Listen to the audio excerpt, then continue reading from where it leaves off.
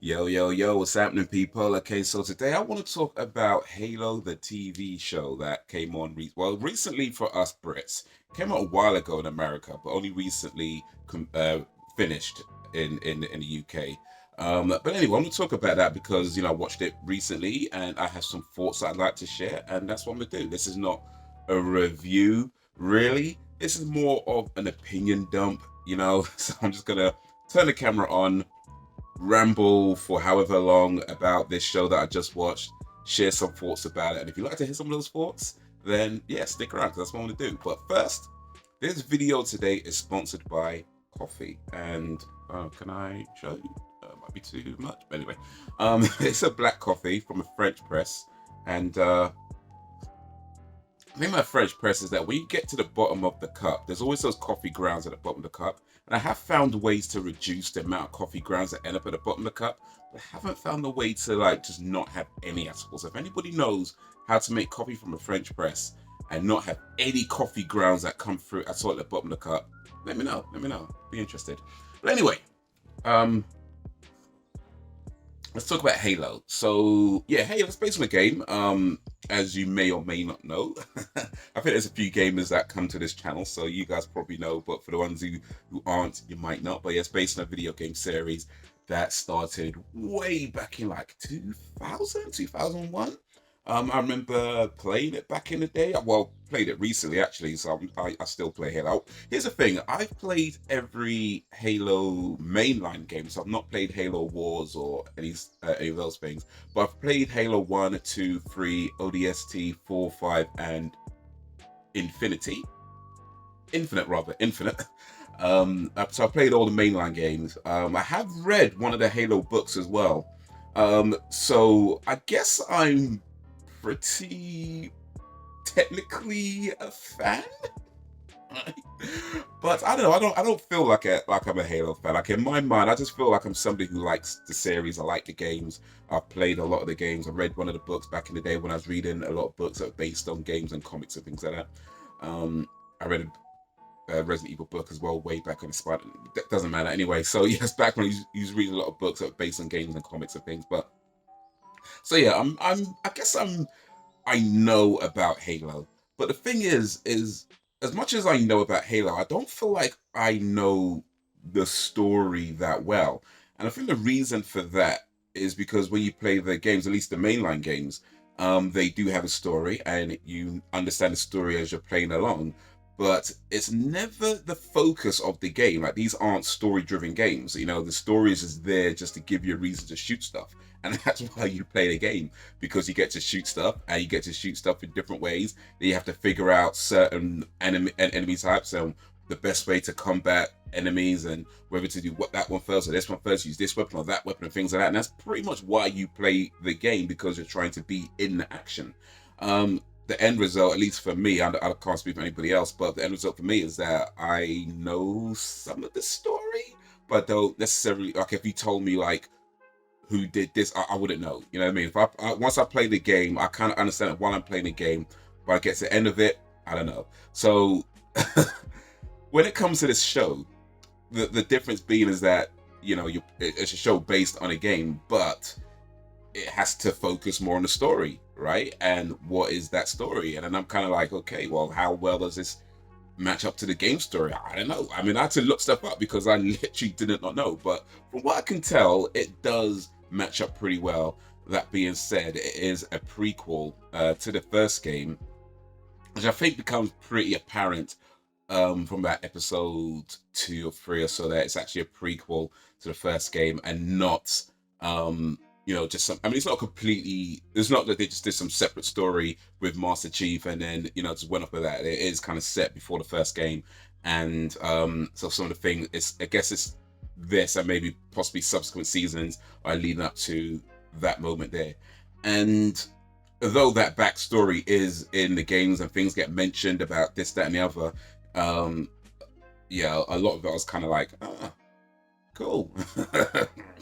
I guess that's what happens, But I think that's the main difference between playing a video game and watching a movie or watching a show, is that when you play a game, you are part of the action. and you are playing it to be part of the action. You play a game, you don't watch a game. So although a game has a story, and some games focus more on the story than others, action games like Halo generally don't focus that much on the story. So the story is just kind of there to drive the action along and to, give you some kind of motivation as to why, or some reason as to why the characters are doing what they do. And it kind of helps to flesh out the game a bit more as well, but it's never really the main focus of what's going on. So yeah, you can literally play a game, get to the end of it, and be like, oh wow, that was cool, that was amazing. But then someone asks you like, what's the actual story? You're like, bad guy did something and shoot bad guy, right?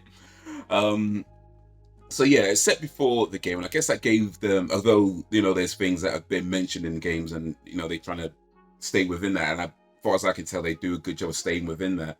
It does give them a lot of way to create their own story, because I guess there's a lot of kind of untapped area and a lot you can do with a character before you know the characters. So we know Master Chief as this kind of badass Spartan guy that kind of stoic, I guess, in a way, maybe not all the way, but more stoic than not.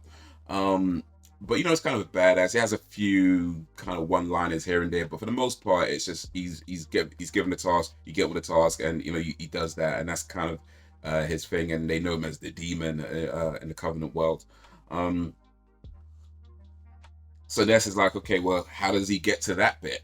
And that's the main story of the series. Like, well, not so much how does he get to that bit, because you don't really get there by the end, but I get it's leading up to that, I assume. So yeah, it was pretty cool that I think they did that. And I think it's probably a good choice to go with something like that. I think when you're making something that's based on something, you want to try and have as much freedom to do what you want with your own story, rather than trying to do what the games did. I think one of the mistakes that a lot of these things do is that they try to do the same story as the game, or they try to do the same story as what it's based on, and certain things just don't translate well. I think especially for games, a story in a game is made to last over like 15-20 hours for just one story, whereas this series is 9 episodes, 40 minutes or 50 minutes each.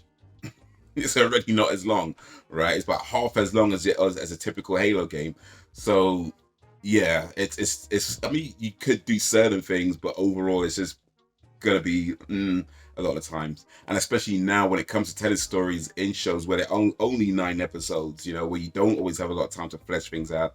I think a lot of times, 8-9 episodes, a lot of shows are now, a lot of times like you have these parts where it feels like it skips, because like you're trying to get from one part to the other part, you don't always have that time to really show how that happens. And Halo suffers from that a little bit as well. There's parts that feel like it just skips, where your 1 minute character's there, and next minute he's there, and you're like, okay, so clearly something happened in between. You understand that from watching it, but it just feels odd. It feels like there should have been a scene in between to really bridge that moment, those two scenes. But it's not there. It just feels like it skips. And I think a lot of modern shows that have these sort of 8 to 9 episodes or 10 episodes suffer from that to various degrees. And yeah, Halo does a little bit as well. But I would say that overall, I did enjoy it. I think they did a good job of telling the story. I did feel they made some odd choices, like, the skipping is what it is. But some of the characters, the way it ended was, I guess, reasonable, but it also didn't feel too satisfying either. It felt like it should have been more of a. I get they want to have new seasons and this and the other, which is fine, but it did still feel like it would benefit from a bit more of a conclusion. They had this character called Quan Ha, who, as far as I can remember, right, isn't in any of the games. Possibly mentioned somewhere maybe, but I don't remember her. I'm not saying she isn't, I'm saying I don't remember her.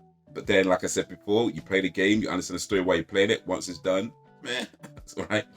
But anyway, this character Quan Ha is this young girl from this planet, and I'm not going to get into major spoilers, but I'm probably going to say some stuff that, yeah.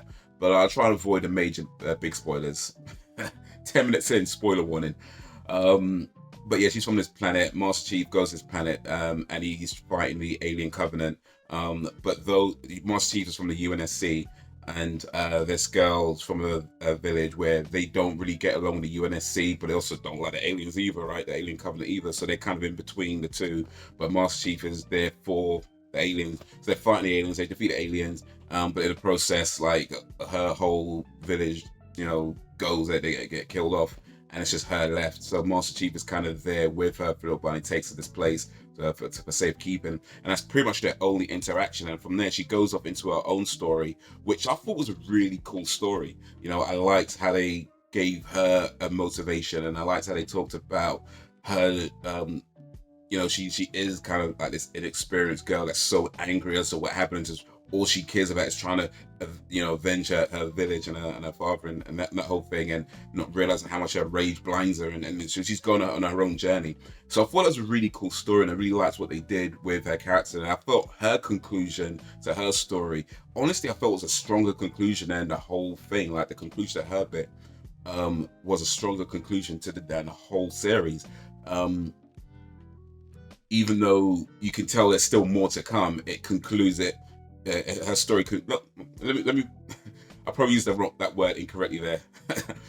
Her story concludes, but you understand that there's more to it than that. So it felt like that was a good way to end her story, at least for this season. You can maybe possibly see more of it later on. The thing that I thought was odd, though, is that it ended her bit about 3 episodes, I think, 3 or 4 episodes before the whole thing ends, and it's kind of like, okay, cool. But then there was no further interaction, like, because once she leaves Master Chief, it's like that's it. She's not involved in the main story anymore. And it's like she had this cool story, her whole thing going off, and her own conclusion, which is great, but it had nothing to do with the main story. So it's just kind of like, why? As cool as it was, it's like, why? If it doesn't come back to the main story. And also this thing where apparently Master Chief killed her mother like way back in the day, and I guess part of the reason why they have issues with the UNSC. And I get that Master Chief, he's a Spartan, he gets turned to do something, he goes to do it, and he doesn't question his orders, he just goes to do it. And apparently one of the orders was to kill her mother or do something that ended up in her mother dying. But the way, and it gets mentioned, right? But the way it kind of just glances over afterwards, like, this girl seems to trust him pretty quickly. And it's like, 1, he's from the UNSC, which they already don't get along with. 2, this guy killed her mother and he doesn't even know. It's like, did I? It's like, it was a Tuesday, right? It's like that. And then it's like, it just seems like, well, maybe I lift my coffee up, there's some burn in my lap. But it just seems like forgive her pretty easily. And I was kind of like, I mean, I get that they had to move that along and they had to trust each other or whatever, but it's like, really? It just seemed too quick. And then especially the fact that there's no further interaction from the moment he takes the place for safekeeping. There's no further interaction between her and Master Chief, so their stories don't collide. Collide? Is that the right word? You know what I mean? They don't meet again afterwards. It just felt like it's a cool story, but perhaps that should have been its own thing.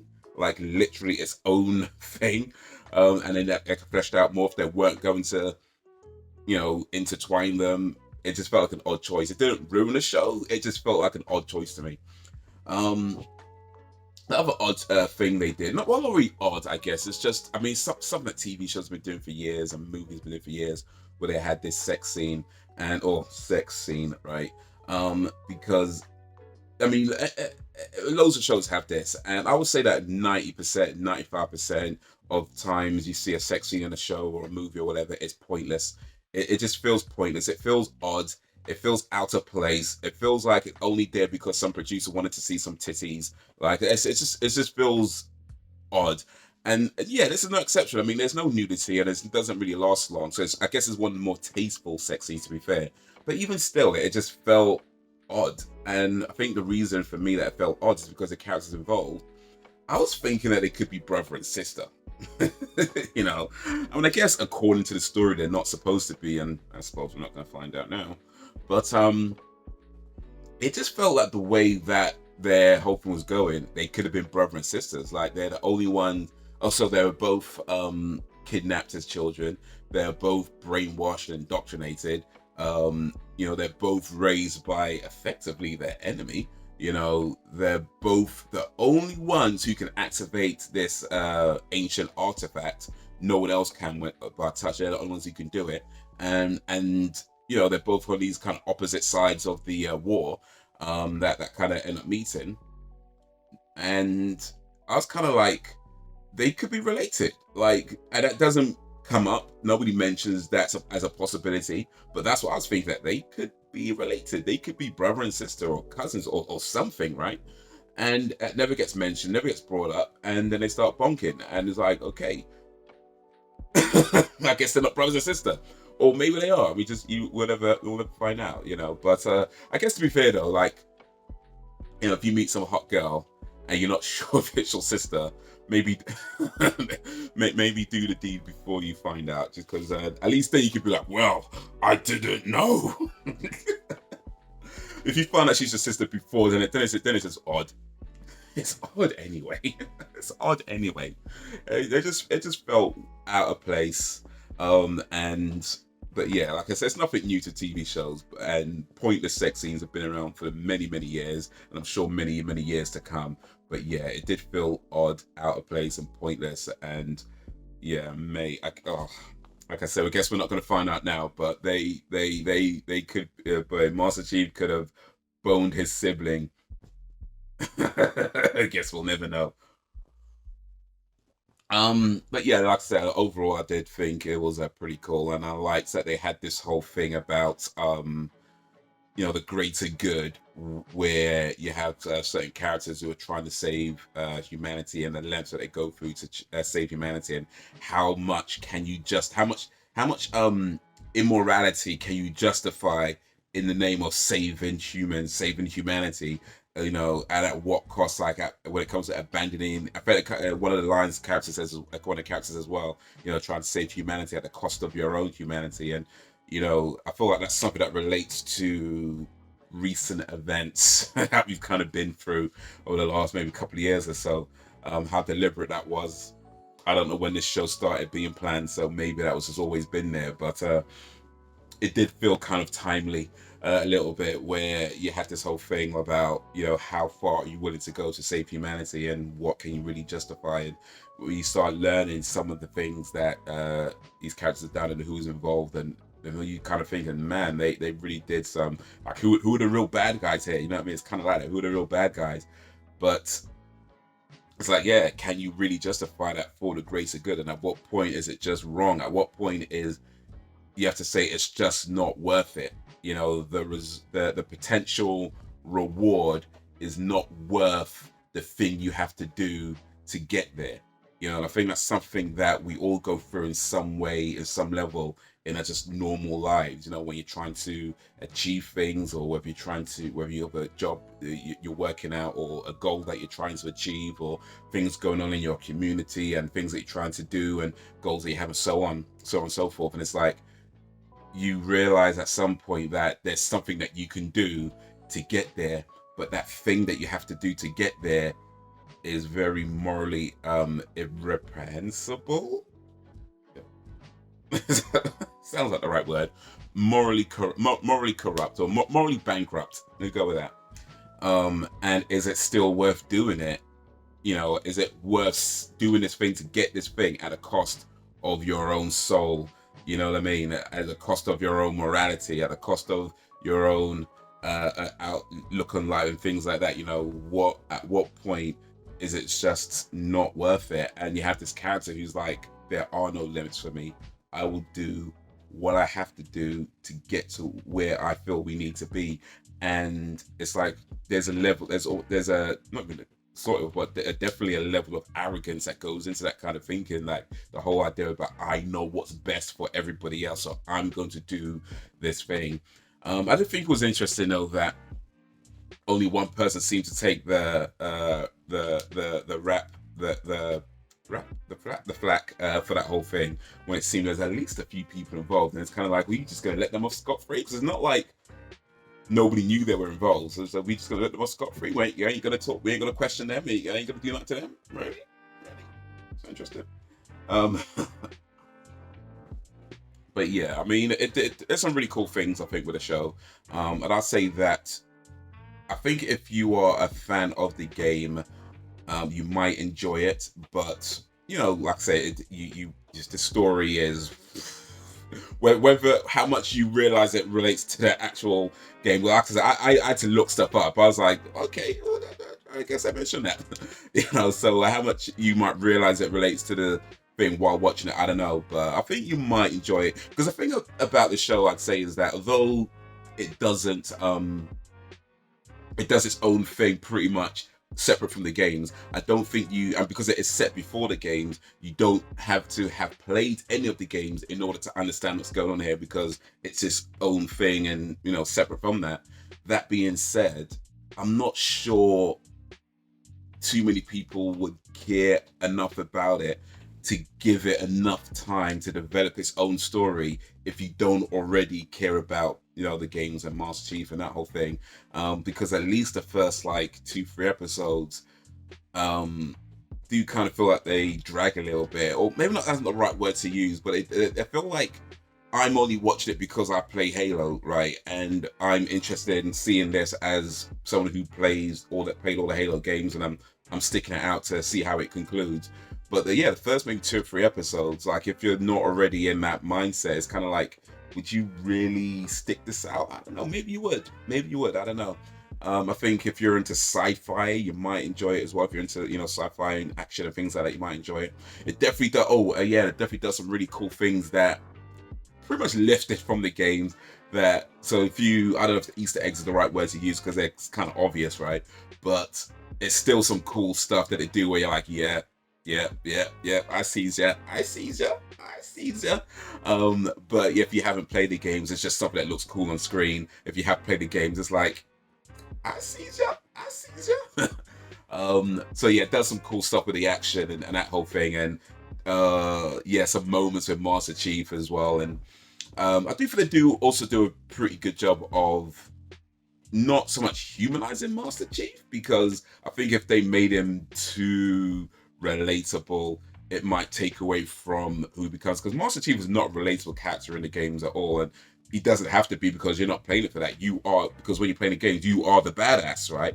So it doesn't matter that he's this character that most of us can't really relate to because we're not playing it, you know, for that reason. You're playing to be in the action and to do badass stuff and the badass, you know, all that kind of stuff. So it doesn't matter that, you know, all that kind of stuff. But when you're watching a story, when you're reading a story, writing, there you go, new word. When you're reading a story or watching a story, relatability is an important factor in terms of bringing you into it. Because if you can't relate to anything, it's not that you can't watch it, you can't enjoy it. Of course, you can still enjoy things that you don't relate to, but it gets harder to kind of be in the story.